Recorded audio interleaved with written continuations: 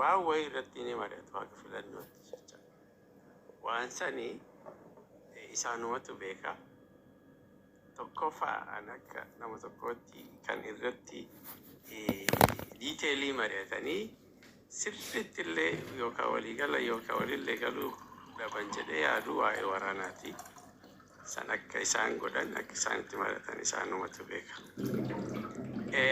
سانيفو أكمام مسنو تتويتاني أورمون وسرنا كنا كيس جرتوس جاباتي humna godhattee bakka dursanirra yaaddee lakkii wanni kun hin ta'u waliin fidhu jara kana walii qoonnee jiraanna jettee garas dhiibuu dandeessi mootummaa jiru kana gara araara tarii ammoo akkuma amma isinuu jettan siyaasaadhaaf yeroo bitachuudhaaf yookiin ammoo waan adda addaa gochuudhaaf godhuu danda'u araarri kun irra caalaa gama mootummaatiin akka fedhametu mul'ata. sarrafa amil keessa jumadhiisa kanamma yaada amma tikaastuudha abbaa qaama garee shimallis garee akkanaa kaatiyattu kanaan garee shimallis jedhee fudhatu biltiginnaani humna yookiin guddina tokko qofallee jedhee fudhatu oromiyaallee bakka maraayyuu namni keessa jira bakka maraayyuu namni raayyaa ittisa biyyaa irra jira ni jira wanni wayini jedhama gareen ijoolleen naannoo Finfinnee yookiin naannoo Shawaa ijaaramtee taa'een faa kanaan jedhama waan hagasiin alaa waan qabatamaan lafarratti hagas mara bahee ammoo hagas mara leellisanii Oromoo irratti illee jedhan waan jedhullee natti fakkaatu biltiginnama hoogganaan isaanii Abiyyi hoogganaan mootummaa naannoo Oromiyaa Shimallisi kaachirraa hafee hoogganaan poolisii Oromiyaa nama Wallaggaatiin isaa yeroo godhuu baadhee kun hoogganaan raayyaa ittisa biyyaa nama Arsiitiin isaa akkasumatti bakka faancii godhanii oofu jedhan sun achi amma garuu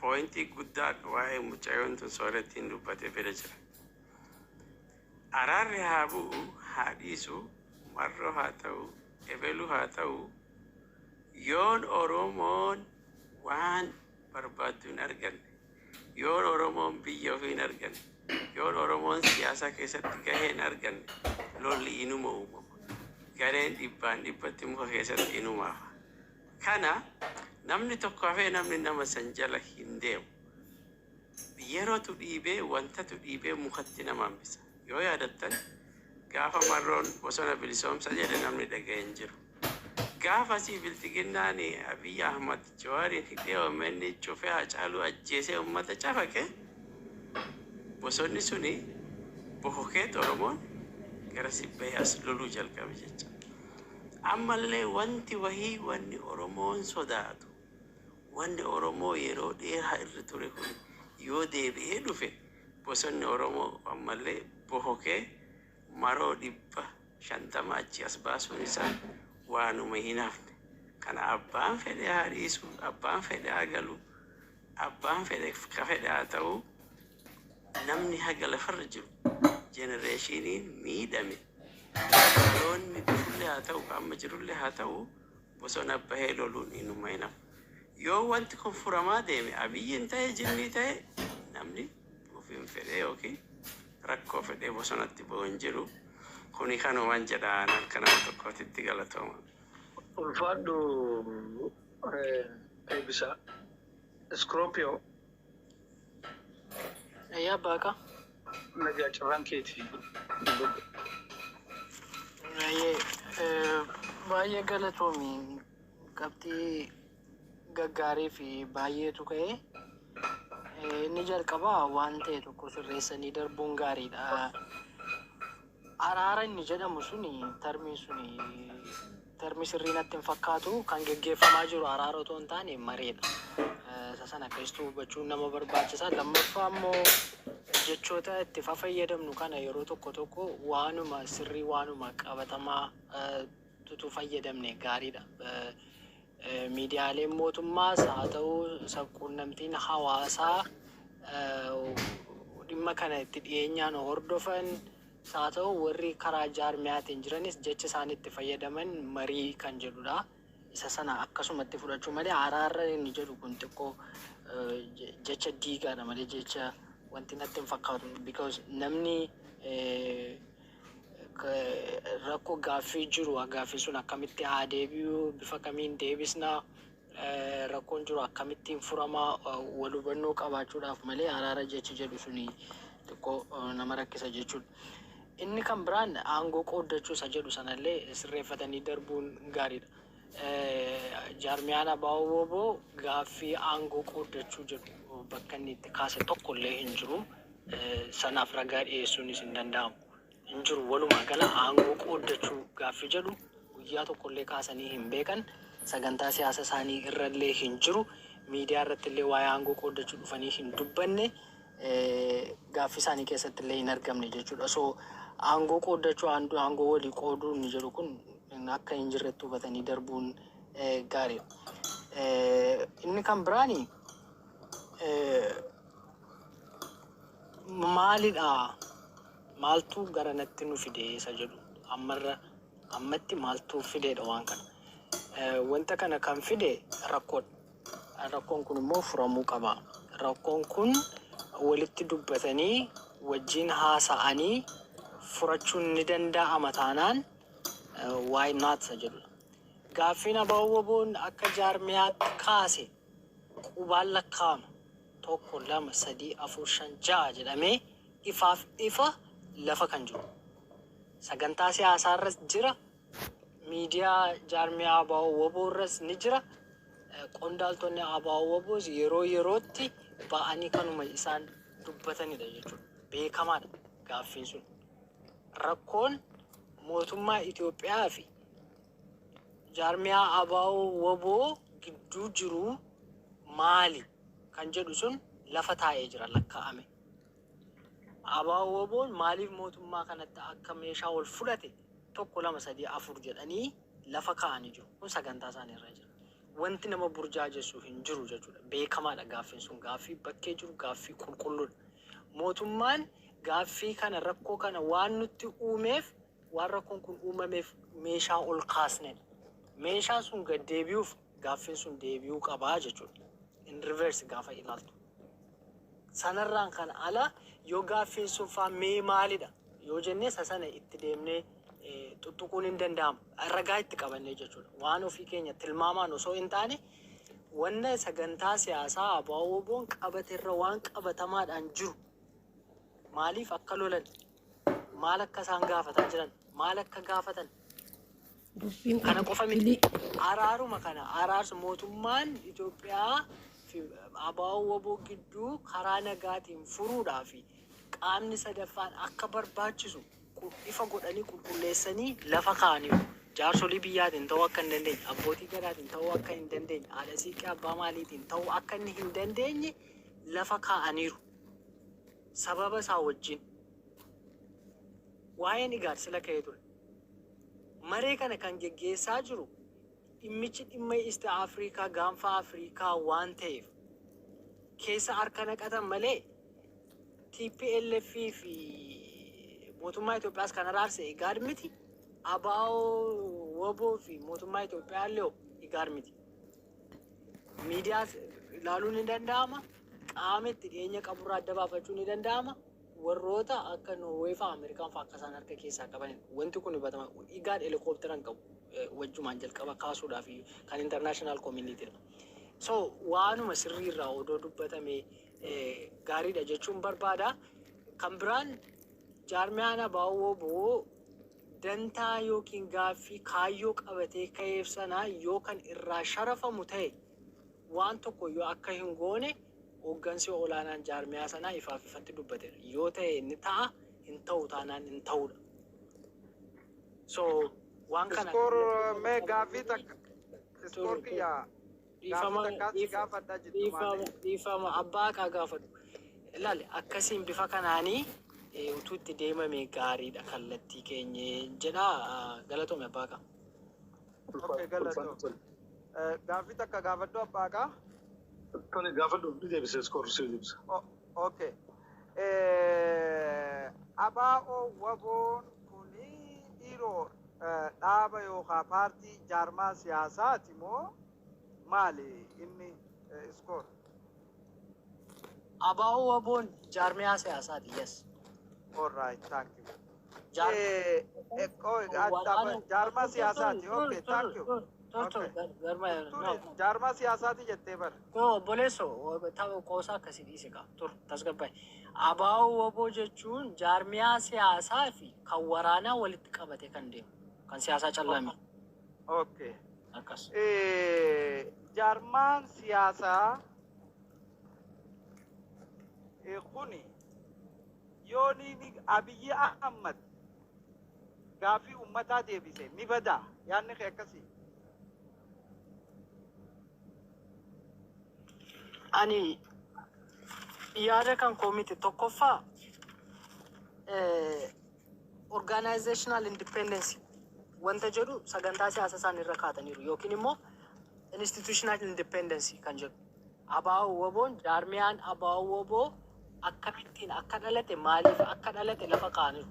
Lammata abaa'oo waboon mootummaa barsumaatu jee amma laal. Fakkeenyaaf abaa'oo waboo dhaga'igaa turi jechaan olini. Turi no. Walumaati jetteen jee dhaggeeffadhu. Abaa'oo waboon mootummaan kun gaafiin isaa qubaan lakkaa'amaa gaafii san yoo kan deebisu taate ni galaa. Gaafiif jecha gaara seenee jette. Ani waa'ee inni galaa hin kaasne. So no hin kaasne. Inni galaa kan jedhu hin kaasne. Jecha kanatti hin fayyadamne. Okay. Nas gargaara Scorpio nas gargaara. Anaatu gargaara maami waan jechaati isaan jette kan anaatu dubbata. Dhaggeeffatu sirriitti. Siifi qulqulleessaa qo'e. Gaaffii ittiin agalte isin dhaggeeffachaatiin jira. Gaaffii ittiin agalte nagalte. Waanuma ati isa gaafatte kana sirra ishee deebisaa dhaggeeffadhu. Okay. Abaa'oo waboon paartiidhaa miti. Jaarma siyaasaatii mitis. Paartii fi duraan tusee dhaggeeffadhu. Garaagarummaan paartii fi jaarma siyaasaa jechuun atumaan dubbiin sana addaan siyaa baatu. Afaan Oromootiin mootu staaf na dhaggeeffadhu gaa na dhaggeeffadhu. Atu dura dubbiin atu konfiis taatee jirti. Paartiin jechuun afaan Faranjiitiin. Jaarma siyaasaa jechuun afaan Oromootiin. Isii lachuu tokkuma akkasii naa fudhu. Garuu abaa'oo waboon lachuu raawwalaba lachuutii miti. Lachuu jechuun isuma takka paartiidhaa miti. Silaa paartii taatee mootummaa wajji hiriirteeti paarlaamaa keessatti barcuma fudhattee filmaataaf qopheessitee akkasitti teessee jechuudha. Galmooytee maas galmee filmaata mootummaa irratti galmooytee teessee jechuudha. Abaa'oo waboon paartiidhaa miti akkasii naa fudhu. Maal isaan maal naan jii? Isaan abaa'oo waboon dhaabbata warraa isa bilisummaa ummata fiitiif aarsaa kafalaa jiru malee paartiidhaa miti. Tole gidee akkana jennu immoo jaarmeenu kun immoo yoo gartee silaa waan mootummaa irraa barbaadu dhabnaan bosona galee waan ummanni isaa mootummaa irraa barbaadu. Noon jiina siyaasaa manta dhaabaan gargaaraa jira. Noon jiin qajeelotiin seera beekana gaafadhu. Sooretti qajeelotiin gargaaraa jira geeffadhu. Waan jaallamarroon dubbatee waliin qabsuu deema. Maayyirra waliin hin qabsiisan guyyaadhaa hojii. Si abbaa maaliif isaan gargaartaati naani? Isaan gargaaruu barbaadu isaan gargaara. Deebisaa akkatti dandeessisan. Anaa isaan gargaara. Maaliif ajandaa kanarraa abbaa kan xaariin. Naa isin gargaara dhiisa kana hin dandeessanii. Jaarmeeni riphee lolaan tokko gizee bosona seenu mirga sabni isaa sarbame mirga saba sanii barbaadaa fi bosona seena. Yoo mootummaan aangoorra jiru san gaaffii abbaa haqaa stop abbaa haqaa gaaffii no maaliif si fakkaate amma abaa'oo jechuun maaliif abaa'oo jette dhagaye Ayet absini mutakin aba wobo kanjo Oromo da. Wajuma kam garu ka sera jalli sum sayeno ka jechu amma aba wobo ka jokun aba ka jokun akami ka isa amma aba wo makana hikati go. amma lagi fajade Jarma hin qabu jette. Nafs amma serious da badu jollen tenya abu mamme baga fitar baga hafteu jolle funtana oricho kase Itinaadi sireat. Itinaadi jolle tu abawu koda fi adabul sumaru modu kan kam tu jarme no kun jarme dalla do dan bil tu La ba kala la jamma wa guddaa isaan gargaarti. Gargaarsa keetis didanii jiran. silama jiro tik gar tu ko ke wan jalle marro jefi Nagai. Laal gabrittiin gargaarsa harkannaa ullee dhagaa tokko eja. ise ba gatse Laanu qarqarin nu garamti. Wanni yeroo baay'ee soorattiin faan jaanii jira. Haddaa baarutaan qabnu nuti eeggartee qawwee wanna findinfachuu hin qabnu gaafiin uummata Oromoo deebinaa waan gaaraa goonu hin qabnu jarre kun. Akkanaa jee. Gara biraatiin amma iskoor kun paartiidhaa tan waraana if jalaa qabdu jee. Akkuma akkasuma ka aba wobo kanjo akkasuma bar sirri jeyni. Sirri jee koo sirri jawuu barra obboleettiti. Beekoo mariif kolofaayitaa maanoo takkaantu isisaa kooye. Qaamni paartii yookaan jaarmaa yookaan dhaaba akkanumaan jeereefus akka nama hundaa galuufin jecha sadeen kana fayyadame. Paartii jaarmaa yookaan dhaabni tokko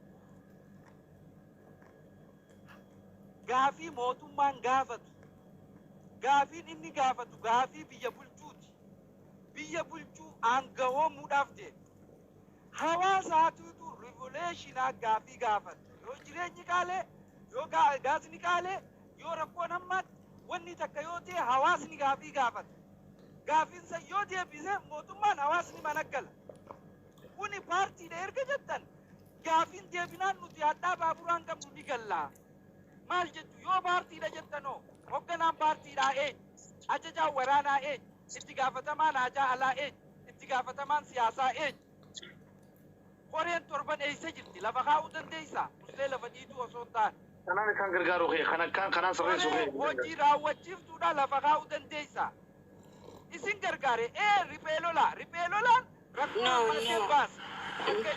Bari rakkumaan si fakkaatee yeroo namni dubbachuu barbaade waan tokko haasaaf kiyya bichaan haa ta'u osoo hin taane ofii maal jettanii abaa dhagee ka abaa obboleesson miira keessaa bee tasgabbaa'e abaa woboo jettee gaafa mee suuta tasgabbaa'e paarlamaan jirru TikTok jira. Degeessa. Obsi ayee dhugaa jette laal. Helikopteraan fuudhamne barri darajaa tana nu kennee nuun deemanii maamme miira keessaa ba'e akka isin yaaddan hin jiru dhugaa.